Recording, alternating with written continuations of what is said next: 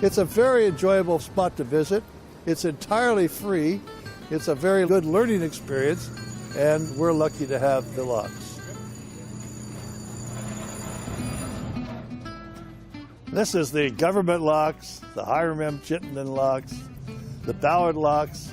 It's all one and the same, a great place to visit, and one of my favorite places.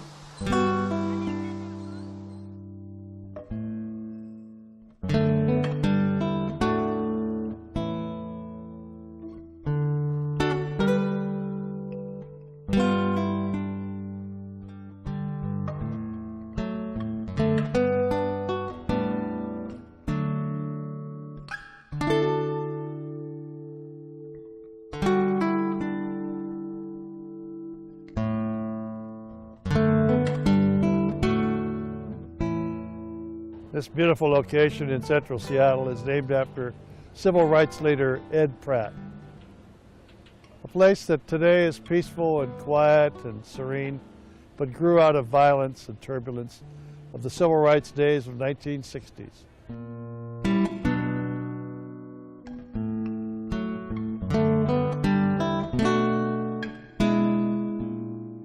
Ed was the head of the Seattle Urban League and a tremendous leader. There were tough issues: school busing, anti-discrimination laws, redlining. Ed faced them all. He was honest and he was square, but he was assassinated one January night in 1969. He was only 39 years old.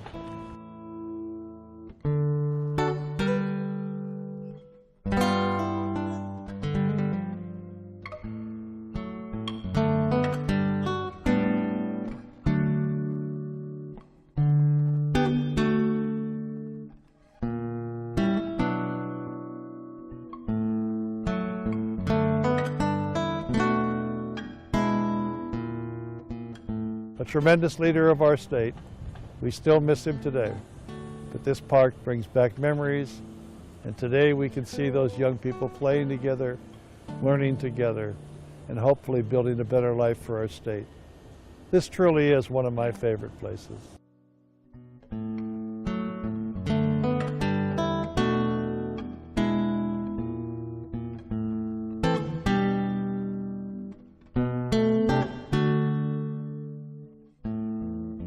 Tariffs in and of themselves are low down on the priorities issues.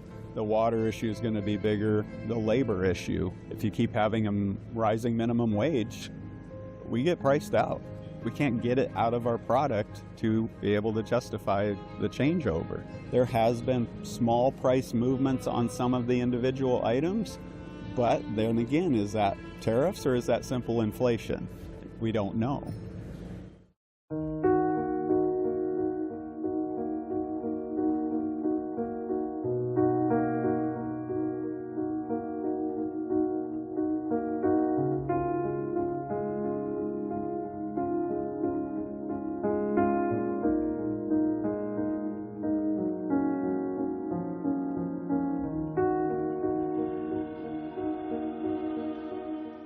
March 30th.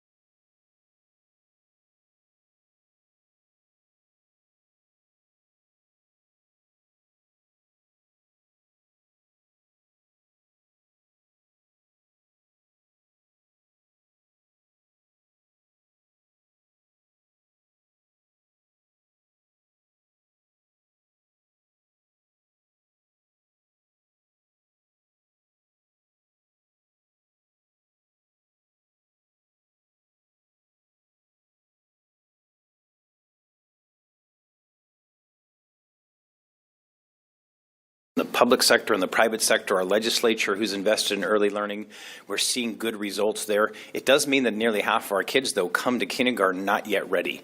So a big shout out to our educators in our K-12 system who then move them through that system successfully. And I think it's a great thing that we have this baseline in kindergarten. So congrats to everybody there. Regular attendance, it's gotten a lot of attention since the pandemic. The entire country struggles with that.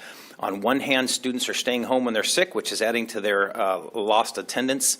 On the other hand, students figured out how to focus on outcomes and not necessarily the day-to-day. I still want to say to all of our students, if you ever tune into this, we want you in school every day. The real world demands your attention on work or family or faith or whatever it is on a regular basis, and coming in and coming out is detrimental to learning. So stay in school, stay focused on that, attend every day. Our measure is a high standard in the state of Washington. We count all absences, excused and unexcused, for this measure, and a student who misses more than 18 days in a school year is considered chronically absent. Right now, that means we have 73% of our students who are missing fewer than 18 days in an entire school year, excused and unexcused. So congrats to students. Attendance continues to get better, still not at pre-pandemic levels. 72% of our ninth graders have passed all their classes in this last year. That's a very important measure for us. The research is clear. If you pass all your classes in ninth grade, you don't fall behind right away in credits, and that's one of the bigger hurdles. In a state like ours that requires 24 high school credits to graduate, there's very little room for error for students. So we've got great nonprofit partners who work with us on this. Appreciate the legislature focusing on this in the past, and it is one of those budget items that's a high priority for us as well, is funding those strategies to keep graders on track. Again, 72% this last year, it's a very good number for us. Dual credit, I always say we don't actually have as big a problem getting kids into college. We have a problem with kids finishing college. And one of the ways we're not very good about telling the story is how many start transcripts and start getting college credit while they're in high school. In this state, 70% of our students leave high school with college credit of some kind. Now that number goes down when you just look at academic credit, sort of traditional liberal arts academic credit. It's higher because we have so many kids who participate in career and technical education programs.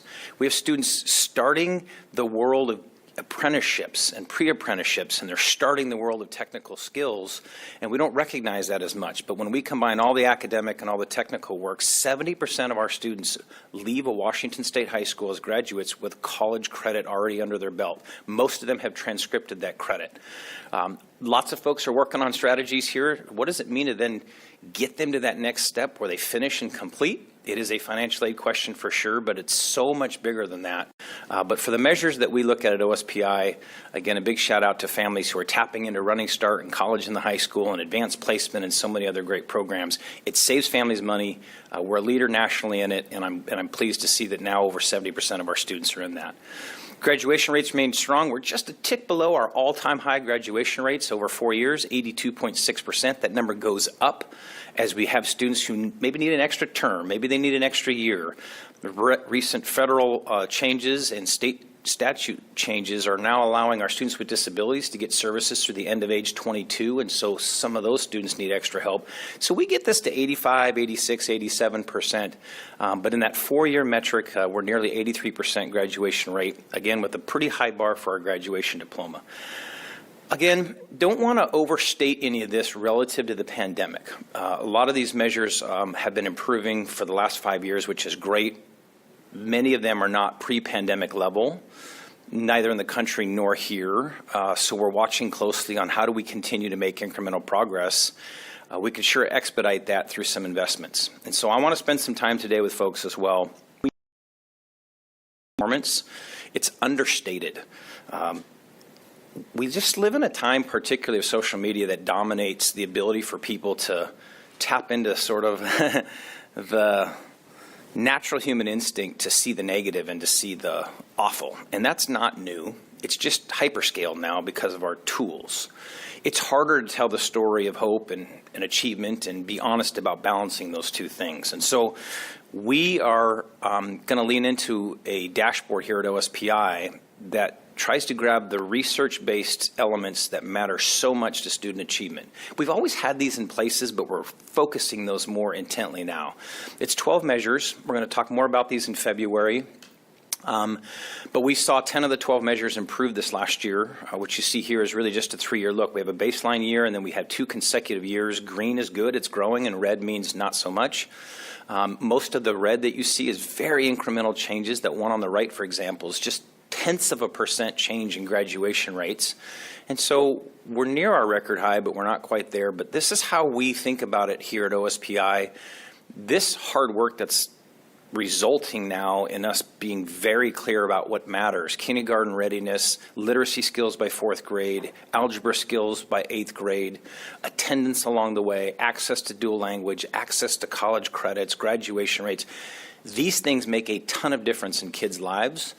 Not a single measure will determine a student's success or failure, so we don't overemphasize anything, but it's a balanced approach to tell you what the research says matters a ton. It is test scores, but that's only a fraction, and it turns out that about 63% of student achievement is actually family and student-oriented measures, and so the school system's about a third. Most of that's in the classroom. Some of that is the principal who establishes the culture. I've said that before, and I'll say it till I'm blue in the face. Personal responsibility is a big part of student achievement, and the school has a role to play. The public school system has a major role to play, but it's also a balance with families. So this, I hope, gives people a pretty clear sense of that. One last point on this, some of these variables we don't totally control. Kindergarten readiness is mostly a preschool development and a family development dynamic, but 40% or more of our ECAP slots, so our early childhood access slots, are provided by our public schools. 60% is either nonprofits or in-home care. So there's a role for our schools to play. Even if that role is just better coordination on the ground through a mixed delivery system, we want folks to know and have an expectation that your public school system does have a role to play in early learning. So I want to acknowledge that, because we have school officials that say, I don't control what happens between birth to 4. But the truth is, we can. We can be a better partner in that and engage in that.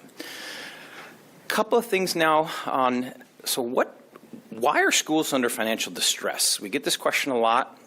There's been a lot of folks who are writing about this, and we appreciate all the folks in media in all of its forms trying to kind of diagnose this question. Comparative data across the country, stuff around the world, here at home. I'll focus a lot around what's happening here at home. There are factors that make it very hard to lead schools today. So this is the moment where I shout out our school boards. They have really hard jobs, our superintendents, our building principals, and our school leaders. I've given analogies before on our human instinct to try to say, let's just get rid of all the other variables and focus on the one thing you're supposed to do, and if you're up, you're good, and if you're down, you're not doing a good job. But no industry works that way. No human being works that way. So some of these factors are out of school district control, and a lot of them, though, are in school district control. So let's just start right away with our enrollments. This is the myth-busting part and some embrace of some of the realities. Our enrollments during the pandemic came down a lot. You can see that here. There's no question.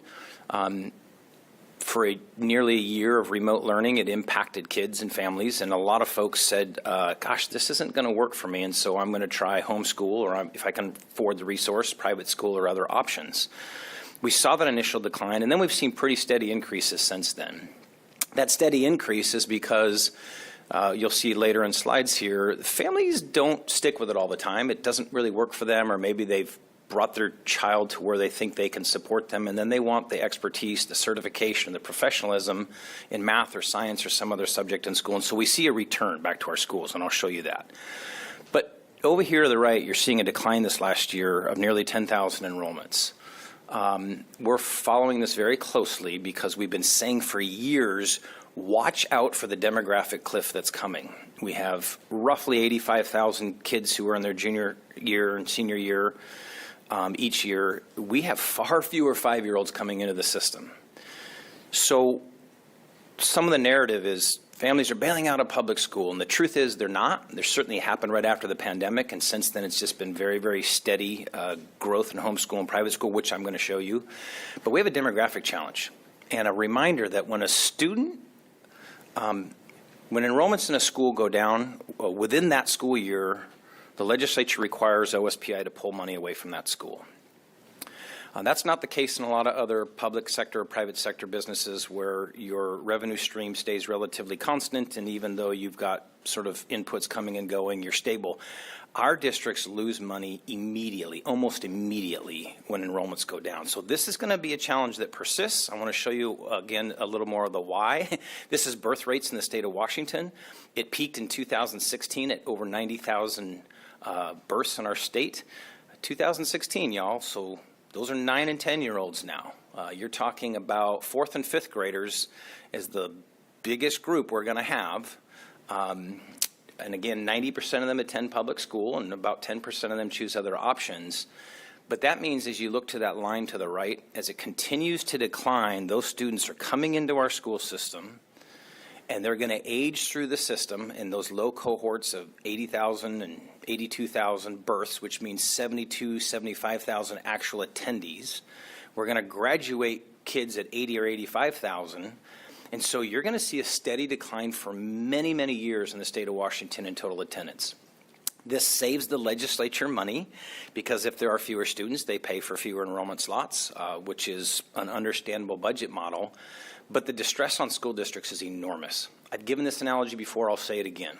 If you have 25 kids in a 3rd grade classroom and the next year you have 24 kids because of declining birth rate and the cohorts are smaller, you just lost 4% of your revenue in a school, but you didn't get a chance to do anything on the expenditure side. You still need a teacher for 24 kids versus 25. You still have to run the bus at higher fuel costs and higher inflation. You still have to heat the building and turn on energy and access basic needs of kids. Almost nothing changes in the cost model of school systems except they lose revenue. And that is becoming a bigger problem for our schools. Here's a really clear way to think about it. The top line are 11th graders. The bottom line are 1st graders. Changes over time. We now only have about 73,000, 74,000 1st graders in each cohort. We have about 87,000 juniors for another year or two. As they graduate, go to their senior year and graduate, we're going to have this big, big shift at overall numbers each year. Big graduating classes, small cohorts coming in, and that isn't going to change necessarily anytime soon. By the way, we look at 1st grade because a lot of families delay their kids' start till they're 6, and so kindergarten numbers are a little fudgy. Some folks homeschool early and within a year come back. We don't look at the senior year as much either because we have so many kids who stay for a 5th year or a 6th year or beyond. So the 11th grade and the 1st grade years are really solid from a data standpoint on what's happening, and that's what you see here. I love color. I love display. My team will tell you that if you can do it in a picture instead of 1,000 words, please do so. 2 things here. This is every single enrollment number through time for each grade on the far right. So over here in 2025, this is what we saw in this last year. 69,000 students in kindergarten, 87,000 juniors. So kind of mirroring what I just showed you there. So for any given year, you can see this gap is big. We're graduating big classes and bringing in fewer. But the other thing that we do when we look at this is we look at the diagonal lines. And if I just had you focus right now, for example, on 2020, pandemic year, very small numbers of kindergarten starts because so many families said, I'm going to delay my kid a year, or I'm going to try a homeschool model. When those kids in the next year, 21, became 1st graders, 4,000 of them came back to public school. The next year as 2nd graders, almost 2,000 more kids came back, and another 2,000 the next year. And so by the time we get down here to last school year, we have 82,000 kids in the 7th grade, but they only started as a cohort of 70,000. Families came back to public school after the pandemic when things shook out. Not totally, but for the most part. So one of the things I challenge everyone to do is understand the demographic impacts, but also understand the rhetoric of everyone's leaving public school is really harmful. It's not accurate, and I'll show you some more detail there, but it has the effect of sensational when in fact a lot of families are vulnerable. They don't have resources for private school. They don't have time. 2-income household having to work, or maybe a single parent having to work. They want to know that their public school is high quality, which it is, and they want to know that it's a safe place, which it is. And so sometimes adults try to score political points for different reasons, but the impacts really ripple into families, and I would caution us all to be careful about that. Here's the homeschool numbers. It spiked during the pandemic, as you see. About half of those within 2 years said, no, this doesn't work for me, and they came back to public school. And then we've just seen this slow, steady growth since then, and I don't think that will change. There's a national movement here. We've done a better job partnering with the homeschool community to make sure they get access to high-quality materials. We try to include lots of homeschool community networks into professional development. This is a really important choice that families make, and I support that choice.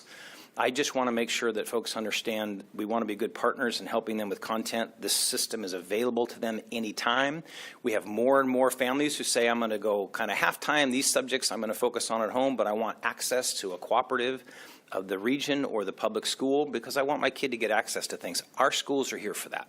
They're here to work with families either way, full-time with us or part-time with us, but the steady growth of homeschool it's a national trend, and it's okay. It isn't an exodus. It's about 1,000 students a year growth out of, 1 million students in the state of Washington. Here's your private school numbers. A little bit tough to see. This is every single grade from kindergarten to 12th grade stacked up in the private school system. They lost enrollment like the public schools did right during the pandemic. They bounced back within a year or two. And then there's just been this slow, steady growth of 1,000 or 1,500 students a year, again, out of 1 million kids in the state of Washington. So not big growth in the private school or the homeschool networks, but important choices that families make. Again, my point here is stick to the facts and the data, respect families' choices, don't overstate it in order to try to do harm to the public school system. All right. I said there are 3 big things happening to schools. One is loss of enrollment, about 70% of which is due to demographics. About 30% is homeschool private school impacts. The second thing is the underfunding. And there's such an amazing debate amongst adults around whether we have enough money in schools or not. So I want to spend some time being as candid as I can about this. Yes, public school investments have grown. Not at the pace of the rest of state government over the last decade, but certainly have grown. That growth came exclusively as a result of the state Supreme Court telling our legislature they weren't amply funding our schools. That's the McCleary case. The legislature had funding formulas. They weren't funding their own formulas. They eventually got compliant with the law for the most part. They added a lot of money 7 years ago. That was a spike in funding. Since then, adjusted for inflation, we now have less money per student than we did then. So that already accounts for enrollment decline. That accounts for money that's been added due to cost inflation and salary inflation. The legislature's added money to feed more kids and to add more counselors and nurses and school psychs and mental health supports and so many good things. When we add all that up, though, and divide by our students, we have less money today adjusted for inflation than we did 7 years ago. There's a national metric that comes out of a law center at Rutgers University that looks at regionally adjusted funding per student. So this is where the rubber really meets the road here. And Washington State's pretty average. We have a high cost of living in the Puget Sound. That's reflected in the way we fund schools there. But other states have really high cost of living, and they spend even more money per student. There are states that have very low cost of living, and so they get less money per kid. Because at the end of the day, you're investing in a system of adults that support students, from teachers to principals to bus drivers, aides. So when you regionally adjust for cost of living, Washington State's pretty average. We're not high, we're not low, so this policy choice keeps coming to us. Do we want to be a high invested state? And obviously, the way we fund schools today isn't getting it done. Lots of evidence to that. The same law center gives Washington State an F grade, a failing grade. We're 40th in the nation in how much of our economy we put back into our schools. It's a pretty good measure because it says every state's different. States like ours have a heavy state investment. States all over the South invest a lot from their local community through property taxes. So whether you're a locally funded, state-funded system, they merge all of those resources together, and then they look at how much you are investing as a share of your economy. Washington State is a booming economy. We have innovative partners here. We have some of the most successful corporations in the world. We have some of the highest wealth in the world. It has spun out industries around the world, right here out of the Puget Sound and in parts across the state. You cannot deny that we are one of the wealthiest states in the nation. Per capita income in this state is something like third or fourth in the nation. We have a lot of resource here. We don't choose to put the same percentage into our schools that other states do. The national average is 3.1% of the private economy, the total economy goes back into public schools. In our state, it's 2.58%.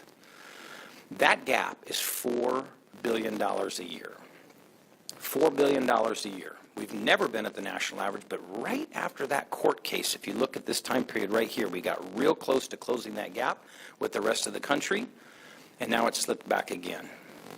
A couple things to note from this. The national average is up there in the black line. It's gone down across the country on average. Washington State made gains for a while. After the McCleary case, it's now down again. So the whole country has taken general prosperity over the last 6 or 7 years and diverted those investments either back into the private sector or into human services when it comes to government. It has not gone to K-12. It has not gone to higher education. And so we're doing a short-term damage that's going to result in very long-term impacts if we don't change that dynamic. Again, we're 40th in the nation in the way we reinvest. It's an F grade. We all own this collectively, but I'm growing more concerned that we talk about it the wrong way, and so I'm going to spend a while maybe rephrasing some of the way it's discussed. One of the ways people talk about is, well, what is the share of K-12's budget in Washington State as a share of the total budget? It was at 45, 46% when folks came to the courts and said it's not enough, and the court said we agree, and they told the legislature to invest, and the legislature did, and they got that number over 50%. Now, that's not in the Constitution. That percentage isn't mandated, but it's an indication of the relative value of folks making decisions around public school investments, and in this case, K-12 only, not early learning, not higher ed. Ever since the court relinquished jurisdiction in that case and said, we're done, back to you, legislature, keep funding, K-12 has been shrinking. We're now down to 43%. The budget that the governor just presented is about the same, so it didn't go up, didn't go down. But now we're below where we were pre-McCleary as a share of the state budget. Again, some people don't like that metric. They say, hey, if the economy's booming, it doesn't automatically mean we should invest in schools. Except I just showed you we're a low-invested state. We have capacity to do that without impacting the economy the way other states have been able to invest. So I challenge everybody to think about that. I challenge you to think about the fact that we have less money per kid adjusted for inflation. I challenge you, and that's this line right here, by the way, where again we grew our funding per student. We adjusted for real impacts of inflation. We're now below that. There's been some steady climb in the last couple of years, which is great, but we're not there. But we have to think differently. So here's the other way I'm going to challenge it. Recent tax increases have people believing that Washington's fallen off the cliff in terms of taxing its citizens. Again, aggregate data, so we're looking at everybody. We're looking at averages here. When you look at all the taxes we pay in the state, we're ranked about 28th. So we're not even at the midpoint in tax burden. Now, everyone says, hey, this is 2023 data. The legislature just passed taxes. A couple myths I want to bust about that. God, I love my legislators, both sides of the aisle, but they don't talk about this stuff very clearly, so I'm going to try. When they raised, say, $12 billion, that was over 4 years. That's $3 or $4 billion a year over 4 years on a $70 billion budget. It barely was a dot on the map when it came to the share of our economy. It kept services, vital services, flowing to folks who needed it. It kept schools from being cut even more. They did raise revenue, but people should stop talking about $12 billion tax increases when it was $3 or $4 billion a year. Like, talk the way normal people talk. If I said what your salary is to every person in this room or online, you wouldn't multiply it by 4 and tell me your salary is $1 million or $250,000 or $500,000. You'd tell me an annual salary. And we should be more honest about that. So the tax increases that the legislature added in the last year or so might move us to average, might move us to 25th in burden. It's certainly going to increase us because we raised them faster than the national average. This data delays a little bit. We'll keep looking at it year in and year out, but all of the changes we've seen in Washington State have never moved that needle to make our tax burden get to the halfway point. Here's the problem, and this is where I'll spend some impassioned time with you all. It's It masks the reality of living in Washington State to say our average tax burden is below the national average. It's not fair because we don't tax everybody the same. Our wealthiest Washingtonians, 1% of the wealthiest folks, pay 4.1% of their incomes in state taxes. You know why. Just because you make 10 times as much money as your neighbor doesn't mean you need to buy 10 times as many cars, which are taxable, or 10 times as much toiletries, or 10 times as many anythings. So when you think about what's taxable in the state, it's heavy on goods. We have much lower tax rates on services, but the economy's been booming in services. So over time, our state just generates less revenue as the economy grows. We just don't keep up. And we've been shifting that tax burden with all the new increases to things like sales taxes at the local level and things like property taxes at the state level and B&O taxes which get passed on. And so families are hurting. And I think it's time for both sides of the aisle to drop the rhetoric and to be honest that one of the biggest challenges in our state is property taxes. If you ask people what they're supposed to do to live the American dream, they would say focus on school, get a good education, get a good job, maybe move jobs, but certainly build a career and invest in something that's an appreciable asset. And we've told them for 50 or 60 years, buy a home. In this state and states around the country, when you buy that home, you don't get to cash in on it. It's not a source of income, but it's an increasing source of your tax burden. And people are frustrated across the state as I talk to them, from 70-year-olds who are retired on fixed incomes to 35-year-olds buying their first home. It's unaffordable. Part of that, not all of it, not even the majority of it, but part of it is the tax responsibility. Families now paying twice as much property tax as they did 10 years ago. People should keep believing in the idea that they can take their hard work and turn it into an appreciable asset. But taxing that appreciable asset as if it's a cash generator for families is not real. It costs them more to have something they hope is worth a lot later. You double that down with the fact that a ton of our families, more than half of them, will never qualify for financial aid, for example, in higher ed, despite a great financial aid system for low-income families in the state. And more families tap into their homes equity in order to pay for their child's education. But unlike an investment where you can just sell the equity and get the cash, you have to take a loan. Something you own that you put dollars into, you have to take a loan in order to get your kids through college or an apprenticeship program or a training program. It's broken. And it's time for Democrats to admit that. It's time for Republicans to drop the rhetoric and say all taxes are bad.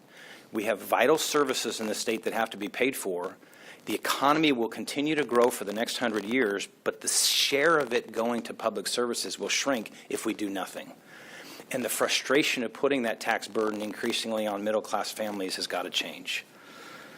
So I'll say a lot more about this in January and February, but the legislature has tasked me last year, my organization here at OSPI and a lot of partners, into coming up with a better way to fund schools. We will deliver that report a year early, so instead of 2 years from now, it'll be next year at this time, if not sooner. It will describe how we can invest in our schools more equitably so that high-poverty communities get more resources, and it will have a revenue component to it. It will challenge everyone to think differently around how we tax, because as the school superintendent, I have to tell you that not all taxes are the same. And while everyone wants to reduce the burden on the very lowest income that you can see here are paying nearly 14% of their disposable income on state taxes, that is a good thing in the short term to help people get relief. It's not going to increase home ownership. Property tax reduction will do that. So I'll talk about this more in the next couple months during this session, but let's be honest, the legislature has a lot on their plate. This isn't the year or in 60 days where you can do a massive overhaul of the tax code, but they better make progress on setting up the opportunity to do that. And so what I bring to the conversation unique is in some ways consistent. We need tax reform. The wealthiest don't pay an equitable share. Our middle-class families pay too much in particular. And I'll bring the idea that we also have to think about where affordability matters most. And for families raising kids, which now takes over $400,000 to raise a child through the age of 22 years old, between early learning and child care cost and the cost of an extra loved one and then putting them through higher ed, there is a massive burden on middle-class families in the state of Washington, and we can do better. And I think the thing that we can inject in the conversation is where do we shift that revenue responsibility, that fairness responsibility to the wealthy, and legitimately lower taxes for folks who are in the middle class who are struggling. It's delaying home ownership. It's delaying families who think they can put their kids through college because they know for half of them they're going to have to tap into savings, which they don't have, or their home equity, which is taxed at higher rates. So I challenge all of the folks in the state of Washington to think about this question not from a place of rage, but a place of solution-based. Our kids need help, higher ed needs investments, families need tax relief, and we have to stimulate a demand in housing and a housing affordability. So I'll be kind of a pit bull on this question of property taxes.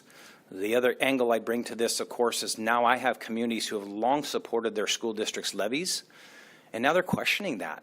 And they're not questioning their local schools. They like their local schools, but they're hearing all this national rhetoric that is mostly untrue around education, but then they pair that with their tax bill, which jumped mightily after the McCleary decision because the state used the state property tax gain. And now they say, gosh, this is getting to the point where I'm really struggling to pay my bills. Is the school support where I pull back? And that's untenable.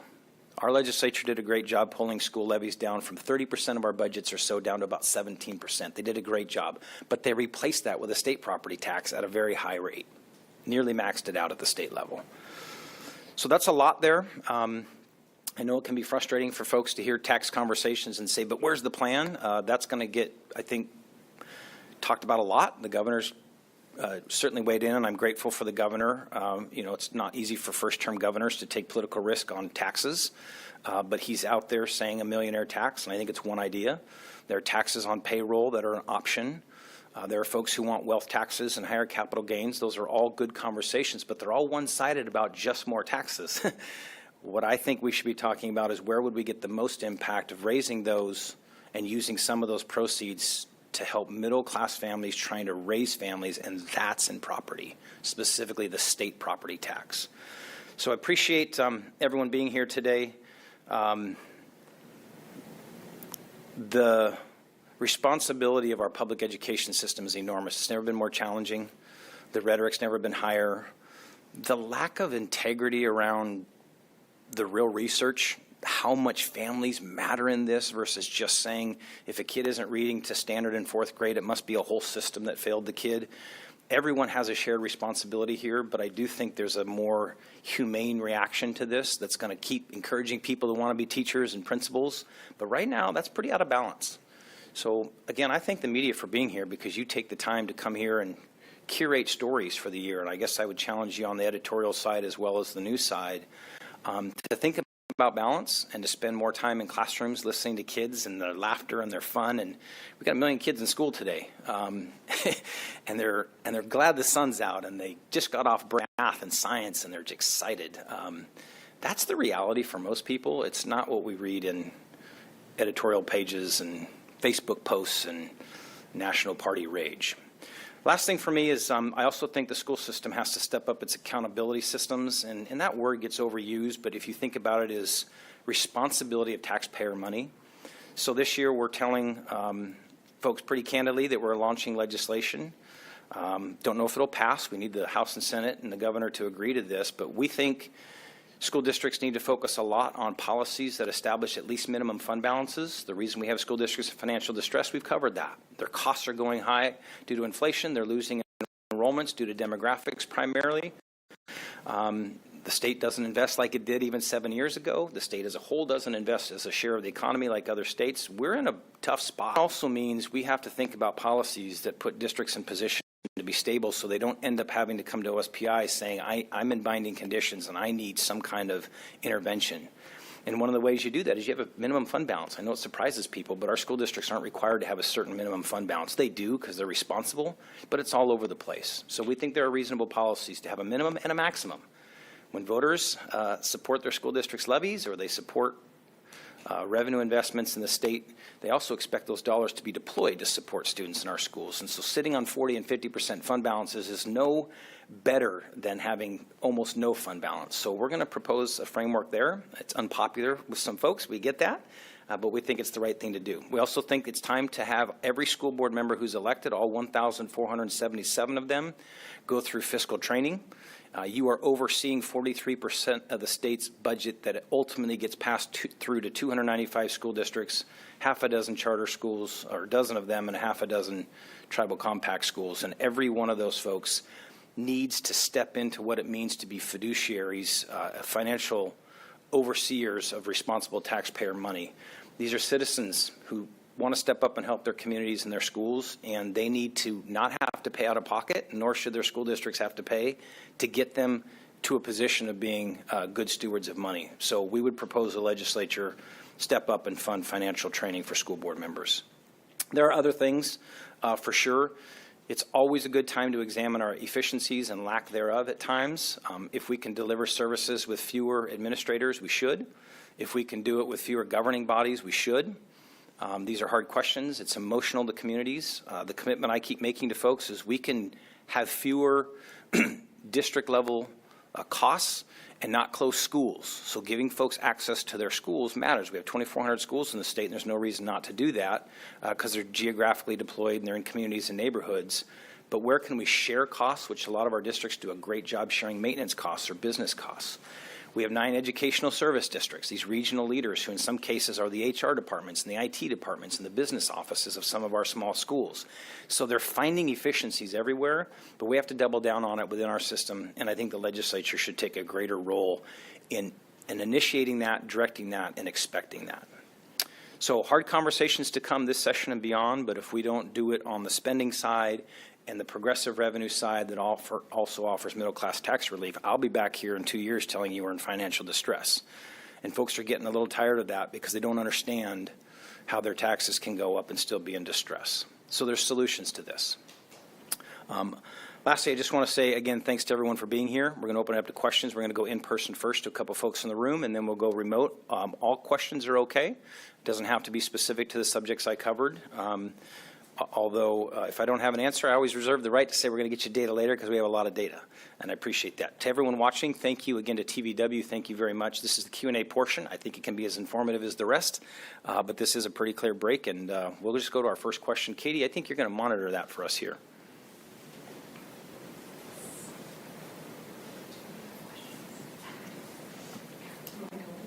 Just because I've got my video going as well.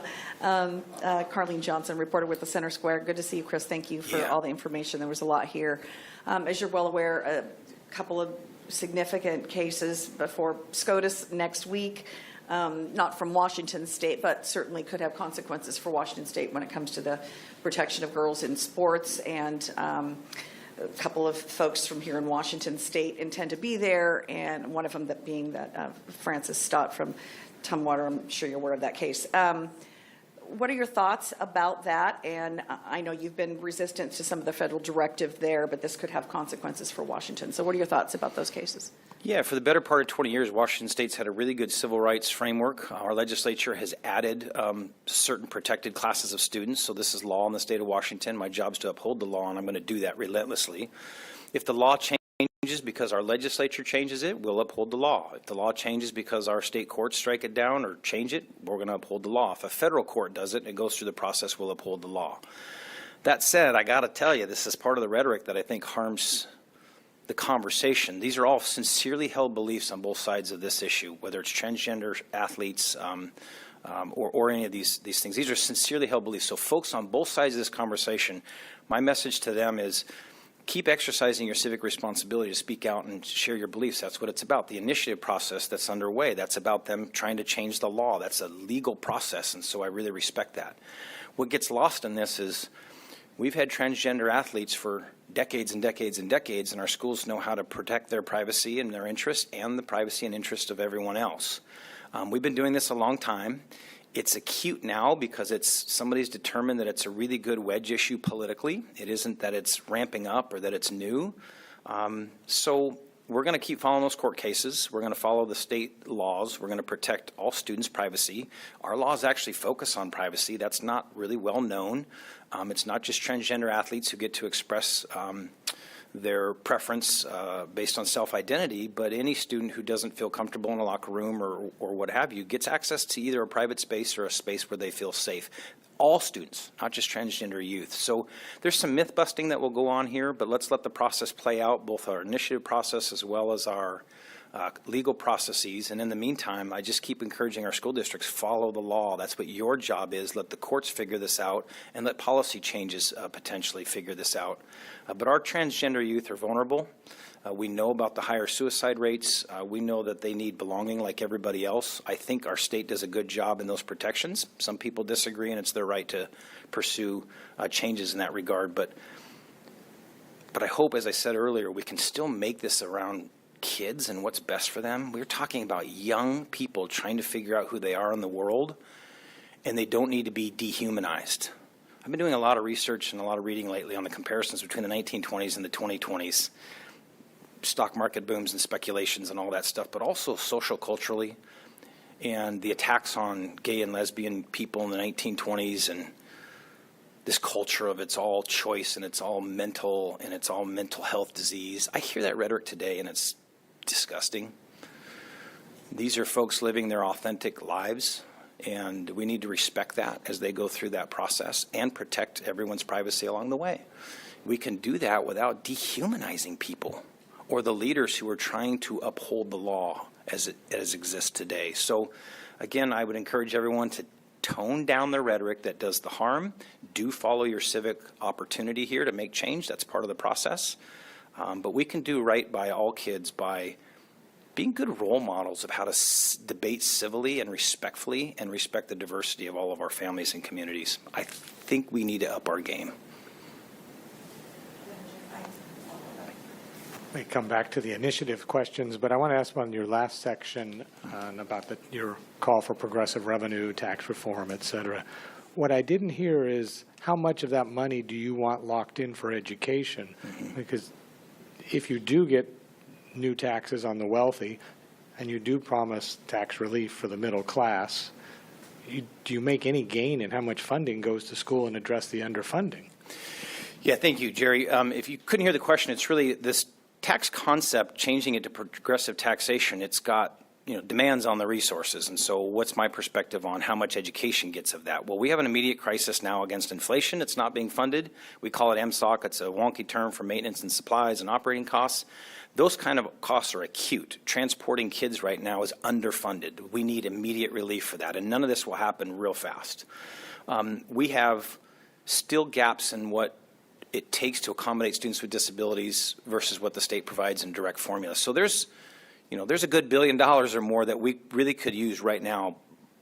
There isn't a magic answer on the exact amount because, as I said, if the goal of the state of Washington is to meet the national average, we need $4 billion more, and I can tell you how you spend that kind of money. You go into class size ratios and early grades and you actually expand those. We have 27,000 students needed in the state of Washington at the middle school level to generate in our funding formula one school psychologist in middle school. So you immediately change the ratios to reflect the world we live in today, not the world we lived in the 1920s. So the plan, as I said, the assignment we got is, what does an equitable funding model look like? And as part of that, I'll show how you can raise revenue. Lots of people have ideas on raising revenue amongst the wealthy, and even some wealthy folks have said, yeah, we need to do that. But I'll also show you, I think, how to reduce some important taxes that people feel every day, and it's building. And the difference, because it's not one-to-one, is investments in education, specifically the acute things, changing our funding formulas, driving more money to high-poverty communities. And the last thing I'll say is, if not this session, certainly the next, I'll present a way to completely transform the way the middle class accesses higher education in the state of Washington. It's too costly. That is not a responsibility or burden of our institutions of higher ed. They absolutely need investment. But we bought into this idea during the housing crisis and thereafter. after, that we could have high tuition costs and high financial aid and make up the difference. That is very true for low-income families. That is very true for families with a lot of resources on the right side of this graph. But for the vast bulk of Washington families, they will never access federal or state aid at the income levels they make, nor can they afford it. So they're tapping into everything they can. They're going into debt for their kids. I think the new public policy in Washington can be that if the economy demands a student to get some sort of post-secondary credential, something after high school, that starts to sound like the new basic ed. And about every 50 years, we add something. High school was added to basic ed. Kindergarten was added to basic ed. It's time for us to think about higher education as a universal access system for at least a couple of years, and I'll provide a lot more detail down the road. But you asked how we do this. We net out more from that tax change, and then we invested in schools, and some of it's higher ed.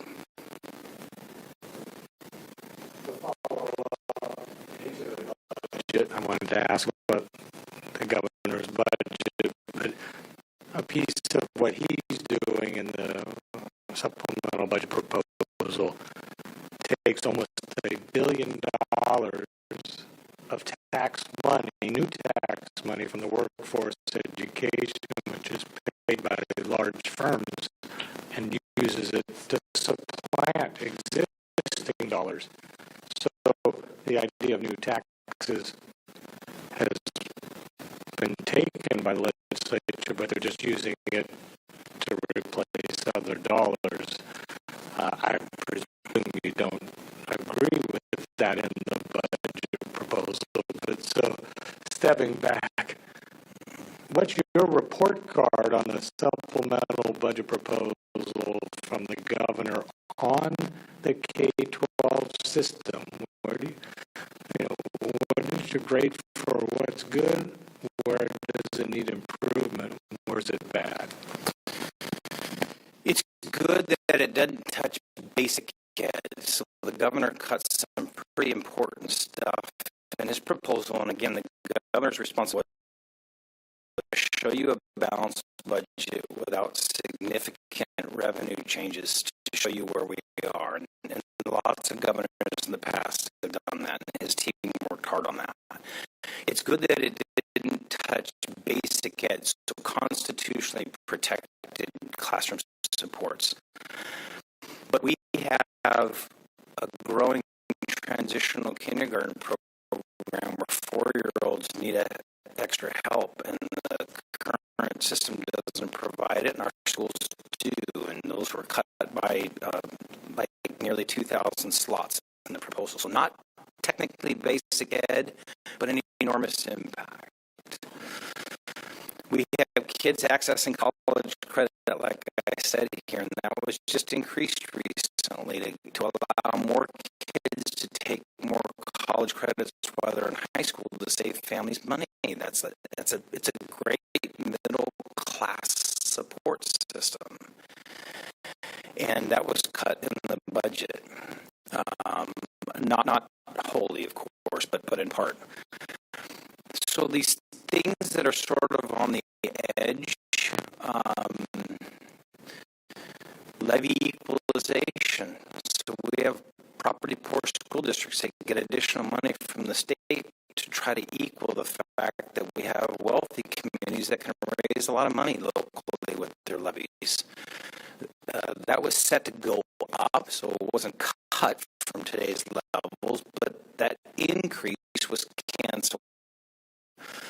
So I'm complimentary of the fact that the direct classroom was mostly protected, but I'm never going to support a budget that cuts education when we've demonstrated year after year through both research and through the of the communities that they support their schools and they want these things funded. They're going to do them, so they're either going to pay out of pocket, which is the worst case scenario because wealthy families are going to be able to access college credits on their own, and low-income and middle class won't. Wealthy families are going to still buy high-quality early learning slots. Middle class and low-income families won't. So I respect that the governor had a tough job to do. He did it by trying his best not to impact direct classroom supports, but any cuts in education that builds student success is a cut to education. And we can't afford that right now.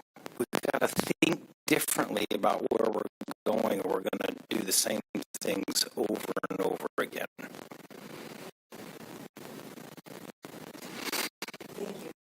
The chance to do one more question, and then I know there's folks online that want to get the questions in. I don't remember what the bill number was, Chris, last year, but I remember there were some, and maybe it passed or not, but there was discussion of sort of an exit survey, if you will, of families that had left public schools and why they did. There was resistance to that, and I think we settled on something.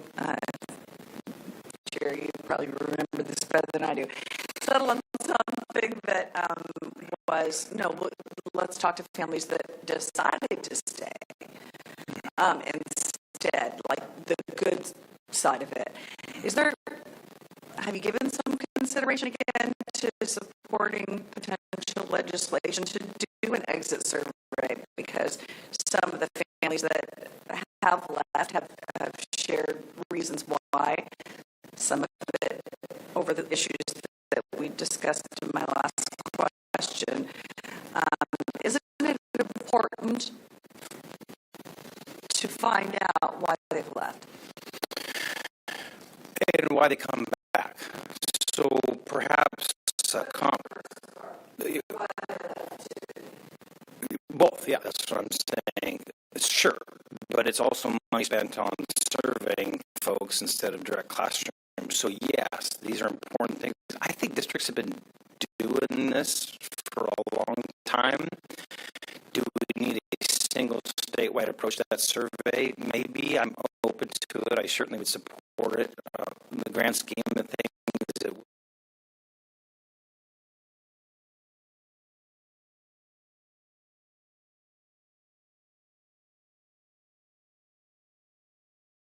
out if we can see in the data hotspots and then call districts and say, are your enrollments down because of this reason? And so far, that's been very, very limited in this state, but we're tracking it as closely as we can.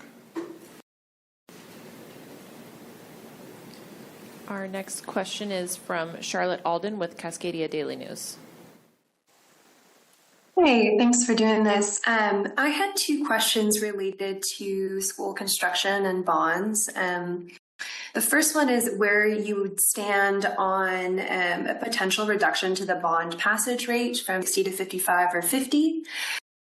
And if you could speak a little bit to the school construction assistant program revision study, which I know came out a couple months ago, just on what from that you think is sort of the most doable to support districts who, struggle to rebuild facilities. Yeah, it's a great question. I appreciate that. Let's start in reverse order here a little bit. Actually, we'll take them in order. I support a simple majority. I have for a long time. I think it's wrong to say you live in a democracy and then have super majorities, especially when it's a local community voting to tax themselves to keep all those dollars in their community building facilities for their own children. So it's weird to me that Olympia thinks it has more answers for local school districts and more regulation than those communities believe is needed. But that's just a reality of politics, and there's a reason we have different views on that. It tries to protect the taxpayer, but when it's voted by the people locally to stay locally, we should get to simple majorities. That's an easy thing to say. It's harder to do politically. The studies right now that are going on are legislature directed, just really trying to understand how much the state matches As you recall, there was a court case here in the last 2 years in our state where the court essentially said it's not the state's sole responsibility to build capital facilities. Unlike the basic education justice that or the state, they didn't pay for all basic ed to operate. They didn't say that in capital. They said it's a shared responsibility. Our court said it's partly local and it's partly state. They didn't decide that balance. So I think what lawmakers are trying to figure out is what is that balance.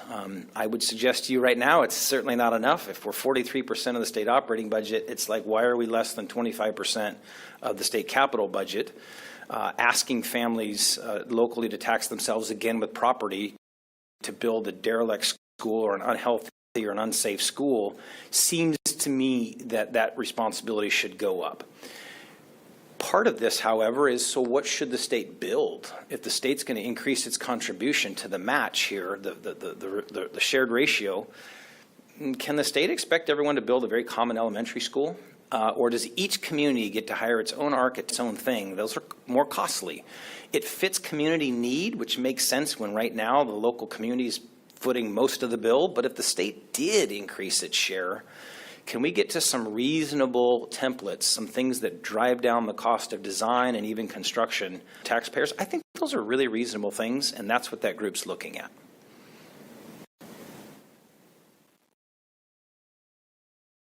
To Superville with the Seattle Times. Hi, good morning, Superintendent. Thank you for doing this and thanks for taking my call. I had a follow-up question on the portion that talks about potentially requiring districts to have a minimum fund balance. I was curious about whether you're recommending that they keep a certain percentage, or you recommended the percentage that they should keep. And you also do training for school board members and compensation. I'm curious whether that comes with a larger conversation about compensation for school board members generally for the time they spend doing the work, not just for the financial training that they'll have to go through, but the actual work that they do as school board director. Thanks. Yeah, thank you, Denise. We'll take them in reverse order here. I do support significantly increasing the expectation of school board members to get training on managing budgets, and I do support higher compensation for board members. What's not known for most people in the state, again, this is why I love this and I'm grateful for you all being here, is we get to expose some truths. If you're on a city council or a county commission or a port commission, you know, those aren't great salaries, but at childcare or, you know, maybe go to a part-time in your job in order to do that. School boards have a funding formula that hasn't been raised for something like 40 years, their compensation. So it's mostly a volunteer activity. I think if you compensate more appropriately, it changes who's willing to do it. I think it makes the races more competitive. It's pretty alarming to me that 43% of our state budget goes out to 295 school districts, and a ton of those races aren't even challenged, and sometimes people don't even run for them, and so then the board has to appoint. There's a governance failure here, and more talent and more energy allow them to actually afford childcare to go to a meeting, or in many cases several meetings a week as a school board member with subcommittees. So we support proposals that either do that, you know, pretty significantly, or at least catch up to the inflation over the last 40 years on that minimum. So those are pretty important. And then as far as the fund balance goes, what you'll see in our proposals, again, this minimum and maximum. There's some debate in the public sector whether it has to be 1 month's worth of operating costs, which is an 8% fund balance. Probably not. The public sector is so stable that you probably don't need that level. And then there are two tiers that we think about. If you are a very large school district where you can leverage other resources and you have, you know, large capital reserves for building replacements and stadium replacements, you don't probably need the same level of minimum, but you do need a minimum versus a small school district. They may not have any of that. Their building replacement fund, or if a snowstorm wipes out the roof in a an elementary school, it's their general fund balance that they're going to use to do that. And so we think there's a reasonable process here to have sort of two tiers, large, very well-resourced districts with one rate and small districts with another. But again, we're dialing that in. We just think it's important that the state make a clear expectation that fiduciary responsibility has lots of aspects to it. By the way, I didn't mention it, but the other thing I think matters is representation. And so I support legislation, and we're going to put it forward again this year, that makes the larger school districts have director. Anything like that? Thanks. Yeah, thank you, Denise. The question is, do we see any other patterns in the data around enrollment? We're always looking at that. One of the things that intrigued me after the pandemic was what we think we sort of observed in some ways, which is communities that had more wealth had more opportunity for a parent to stay home. They had more options in their community if they wanted to send their kid to a private option. And I think what we observed early on is sort of more affluent areas, and this was true in Massachusetts and Illinois and Florida and elsewhere, where it tended to be some suburbs that had more folks pull their kids out. Rural communities don't quite have those options, and they really like their local school. It's more of the center of the hub of their community. We'll keep looking at those patterns to see if they hold up. Right now, it seems pretty darn consistent. Now that we're back to this sort of just incremental growth in homeschool and private school, it doesn't seem to have a big geographic trend, but we'll look at that for sure. We'll look at demographics to the extent we can. We have great data on who we serve. We have less great data when they leave, but we have ways of doing data matching to see if there's a disproportionality. And so we're always looking. Nothing really stands out right now, but we'll look by geography, urban, suburban, rural, and we'll look by race, ethnicity, just to see. What we do know, and you can sort of report consistently, is elementary kids are far more likely to be in a homeschool environment than middle and high. Families tend to do that early on. It's important to them. And then as math gets really hard, for example, or they feel like they don't get access to curricular materials, there's a big return along the way. I showed that to you in the demographics there. But then certainly by high school, a lot of those students say, I want to be a part of the athletics. I want debate classes, and I want chess clubs, and I want to be in student leadership, and I want the diverse course offerings that are here. And so our public schools have such amazing ability to meet kids where they are for the most part, that I think that trend won't change.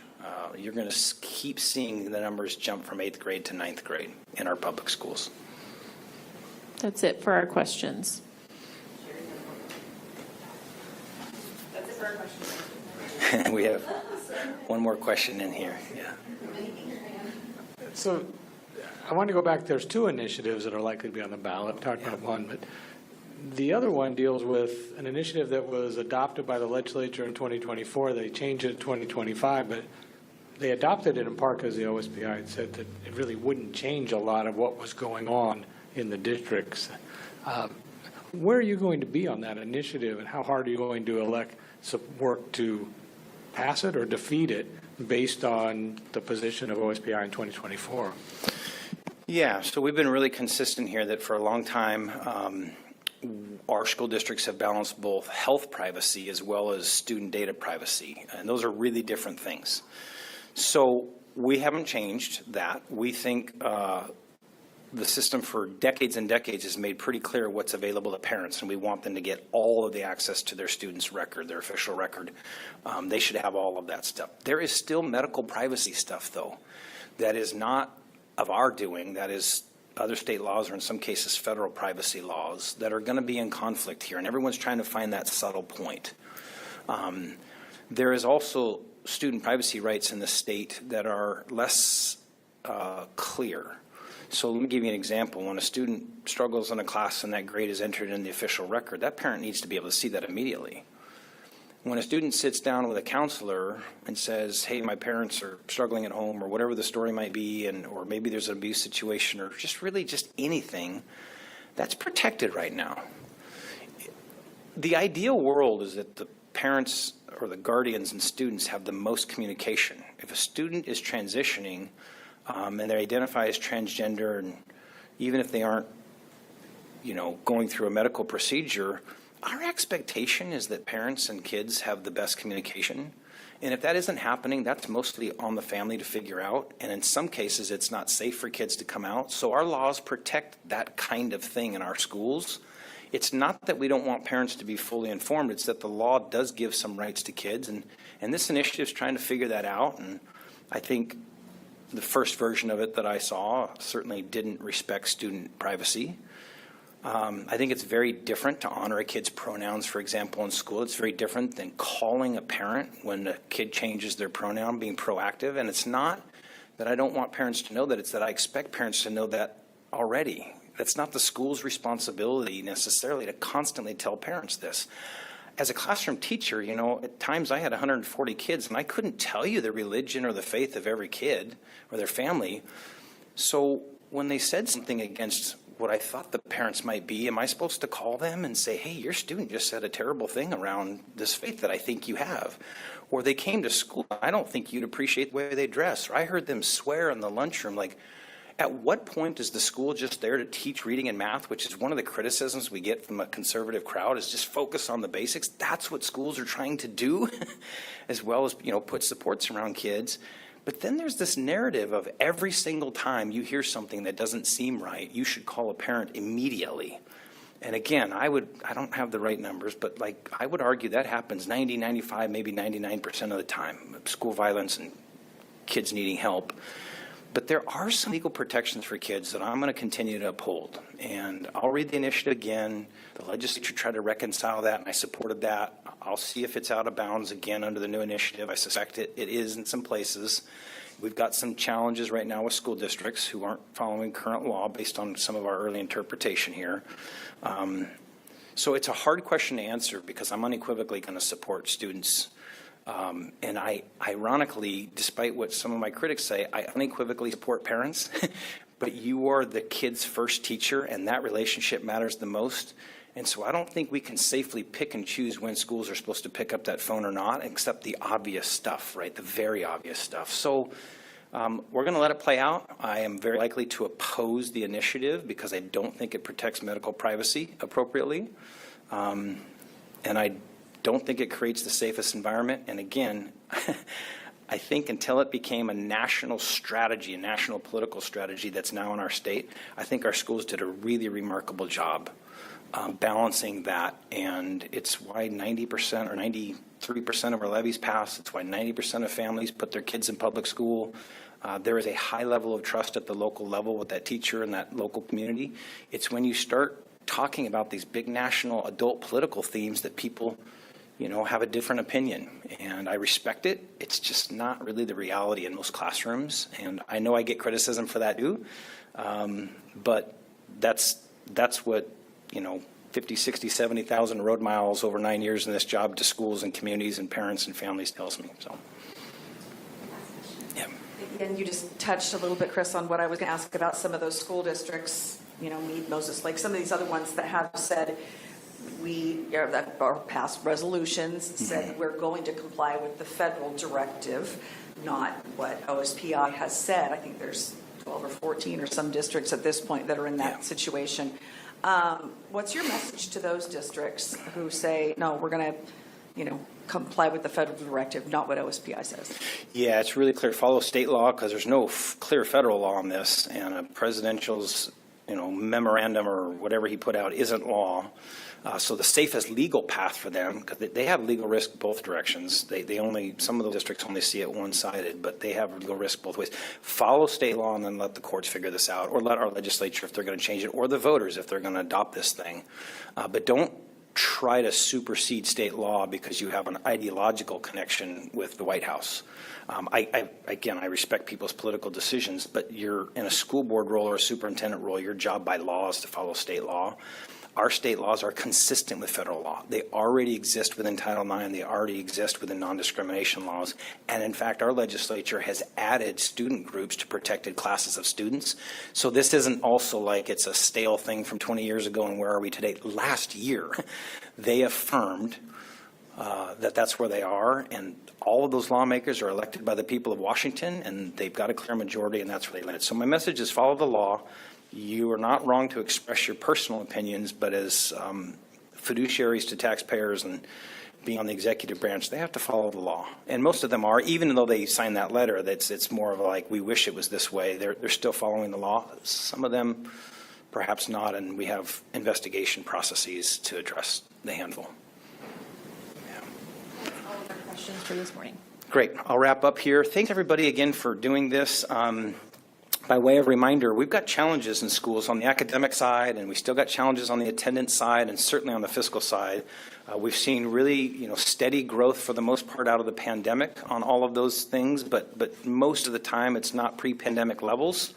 Enrollments won't be pre-pandemic because of the declining birth rate, so there's no scenario where that happens very quickly. We take a comprehensive approach to measurement where test scores matter a lot. Again, we're generally doing pretty well in literacy relative to the country, and the U.S. is doing really well relative to the world in literacy, not so much in math. We have math challenges. I've challenged the legislature to invest in math, spend more time talking about content.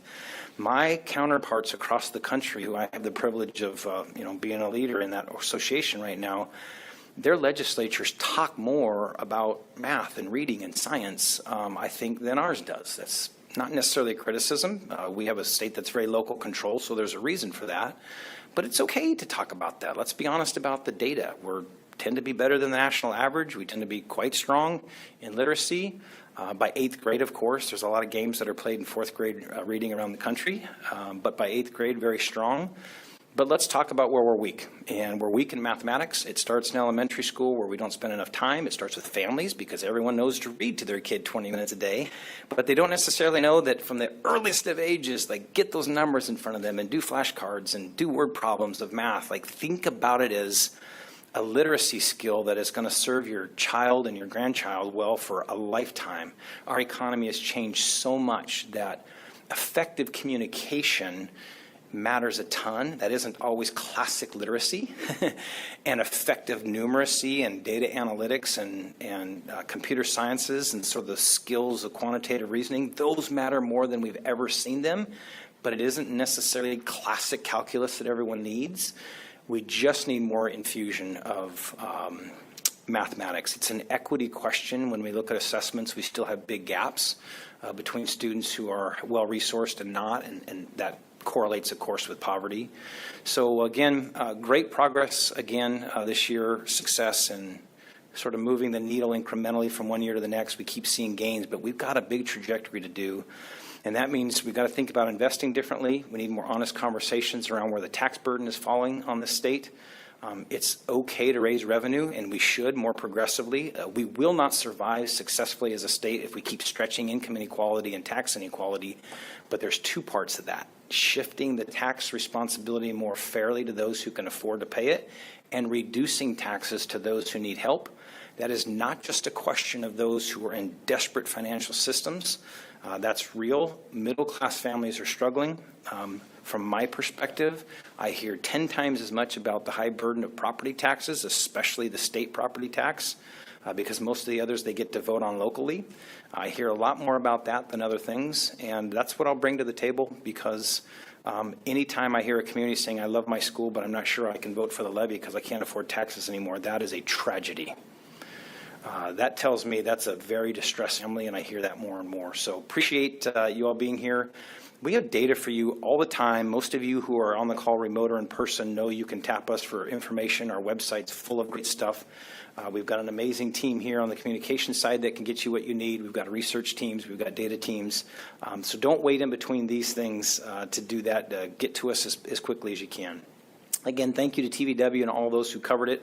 Let's have a session focused on the needs of kids, and to the best of our ability, notwithstanding very difficult topics from initiatives to tax reform, let's treat it like we have a shared mission in Washington State to lift up young people Intergenerational justice matters a lot.